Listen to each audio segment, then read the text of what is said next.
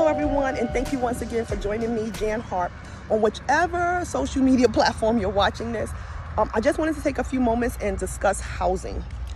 So a lot of people are really upset right now because the rates of housing are out the roof, astronomical, and people who are, first-time home buyers, or, you just got out of college, you got your job, and you're thinking to yourself, okay, I'm going into my new place, I'm about to be on my own. And you encounter those rates and you say, well, maybe on my own means with a roommate because I can't afford those prices. So just want to take a moment and kind of discuss what is going on in the housing market in layman's terms. Let's break this down for kindergarten. So number one, the first thing we have to think about is, all right, what types of housing are actually available? So you have housing that's similar to this. So this is a developer. This is someone who is coming in and they're going to create the structure. So now, depending on what type of funding this developer received, that can impact how much they're going to charge for these units. If they have gotten certain types of government assistance, then they're going to set aside a certain number of units, and those units are going to have a rate that is below market value. So then you also have public housing. So in Brooklyn, New York, we called it the projects. Down here in Florida is simply public housing. And public housing is different. It just depends on where you are. So down here, you can go to the city's webpage. You can also go to the county's webpage. It just depends on who has an opening in their public housing and whether or not that city supports that type of a housing model. You do have some cities that do not have public housing. So if you're watching this and you say to yourself, let me do a real quick Google search and see if I can find some public housing in my area. If you don't find it, then, there's a chance that they really don't have it. But now, when you do have a housing authority in your area, remember, that is government funded housing. So the government has a lot more flexibility. We really would love for developers, private investors, for these people to have this flexibility, but a lot of times they do not have that flexibility to offer the type of rates that you would find in a government subsidized type housing complex, because they can afford to have employees and do the maintenance and so forth. They have that flexibility to be able to say, okay, we're going to base this rent on your income, and it can be zero. So imagine if you're an investor and you're trying to provide housing at zero.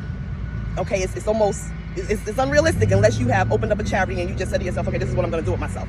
But realistically, when a person gets a housing complex, or they get a property, they're doing it to get a return on investment. And the government, they have the flexibility to not have to get a return on investment. So a lot of times people will say, well, they were able to offer it at a lower rate, or they were able to offer it at a lower rate. Well, part of the reason why they were able to offer it at a lower rate has to do with the funding that went into creating that housing opportunity. Fortunately, there's a lot of people who would love to be charitable. But side note, random thought, did you know that even as a charity, if you, for instance, you have to open a bank account.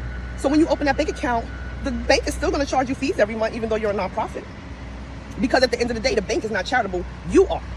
So even a charity has outside costs.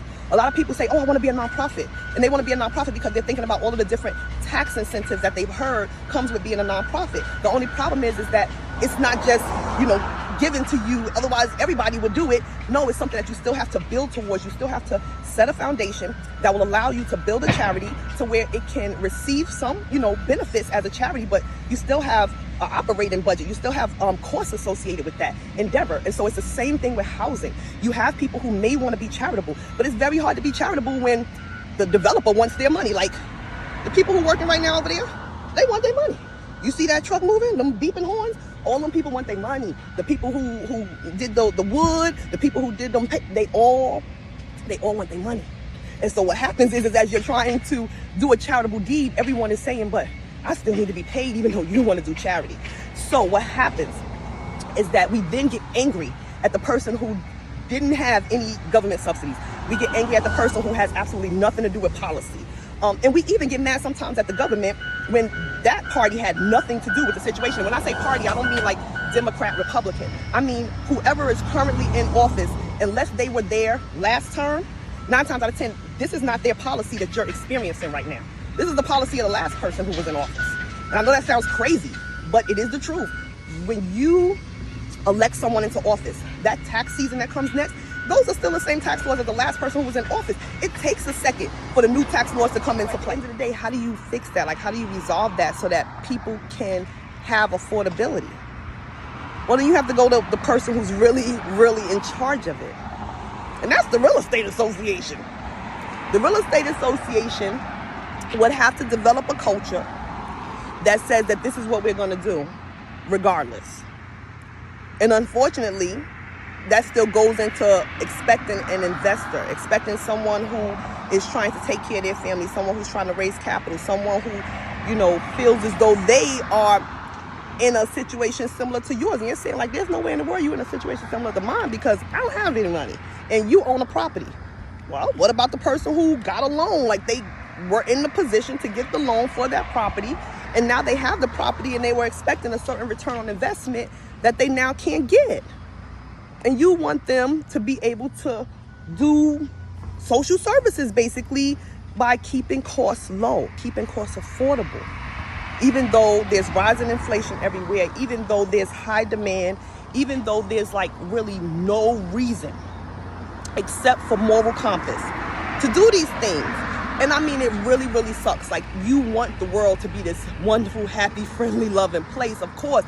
But at the end of the day, it's really, really hard because we live in a monetized society and everything costs money.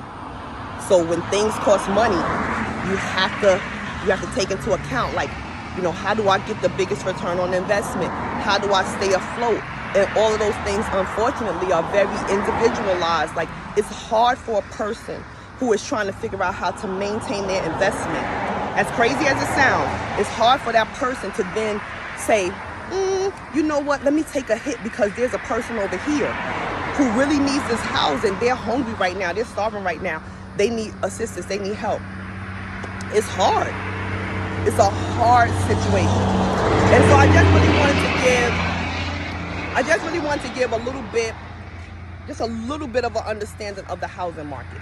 Because it's so easy to throw blame on people, who seem like they're ahead or seem like they're, in a better position than you are. It's real easy. But at the end of the day, even someone who's rich, they're still trying to figure out, like, how do I continue to make money? Like, how do I continue to get a return on investment? Because as quickly as they were able to get rich, in their mind, that's how quick it can be for them to be knocked off of where they are and be at the bottom. Everybody is trying to do what they have in mind as the best solution for their future, for their prosperity.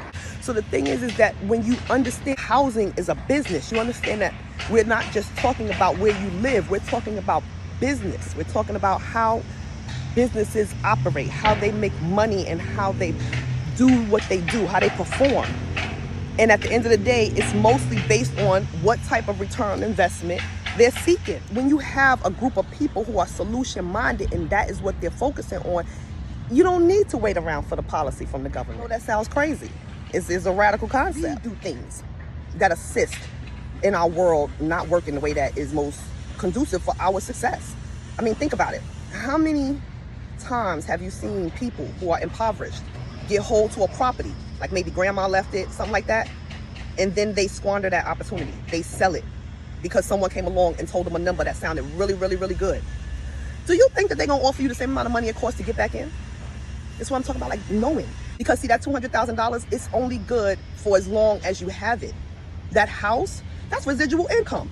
That's going to make you money for as long as you have it. That $200,000 they offered you, guess what? The rent's so expensive.